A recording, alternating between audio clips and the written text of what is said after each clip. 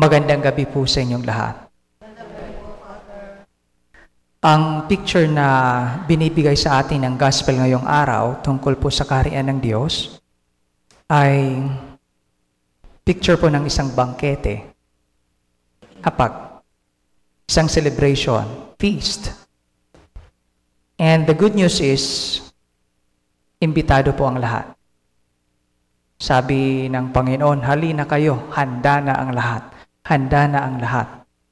Dalawang bagay para ngayong araw. Invitation and participation. Invitation is, sabi ko kanina, lahat tayo ay invited. Ngunit, kung ating napansin sa gospel, we heard different excuses. Ang daming dahilan. Ay, may nabili po akong bukid. Titingnan ko at marami akong aasikasuhin. Ay, may nabili akong baka na pang-araro. Titingnan ko kung okay ang quality. Yung isa naman, may honeymoon pa kami, bagong kasal kami. So, hindi ako dadalo. One excuse to another and to another. Maraming excuses. Alam nyo, every time po binabasa itong gospel na ito, naalala ko palagi ang banal na misa. Ito po yung picture na binibigay. Ang banal na misa po ay isang feast.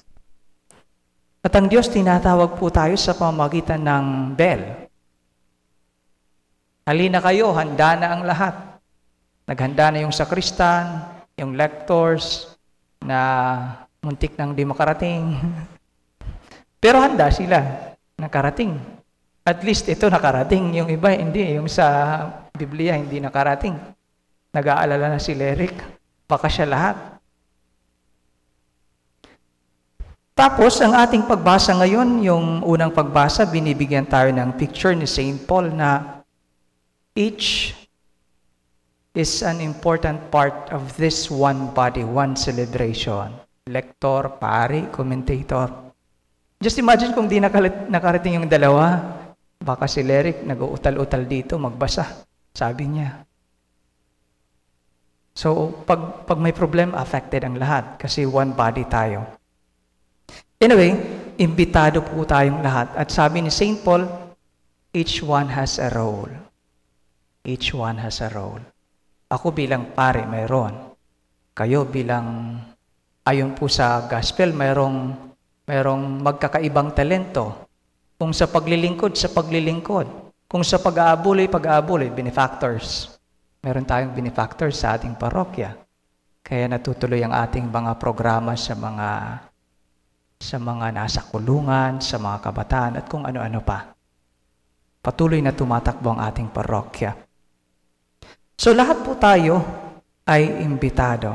Ngunit, isa sa mga dapat tingnan natin ay ang ating tugon sa invitation ni Jesus. Do we participate actively and properly? Kasi yung sa gospel, tumugon po sila pero hindi tama yung tugon nila. Excuse letter. Di ba yung tugon nila? Ay, hindi po ako pupunta. Hindi po ako pupunta. Naalala ko, may isang post akong nabasa. Post ng isang pare, kilala ko, contemporary ko sa UST. Pinost niya, sabi niya, kahit pagod kayo, magpumilit kayong magsimba. Kahit pagod kayo, magpumilit kayong magsimba. Hindi niya sinabing pagpagod kayo, excuse ka. Diba? Siguro ang inaano lang natin yung may sakit. Excuse. Sa ating banal na mga gawain. And so today, let's examine sa buhay po natin. God is inviting us. We have our talents. Ginagamit po ba natin ng maayos? Tumutugon po ba tayo ng maayos? Sa imbitasyon ng ating Panginoon.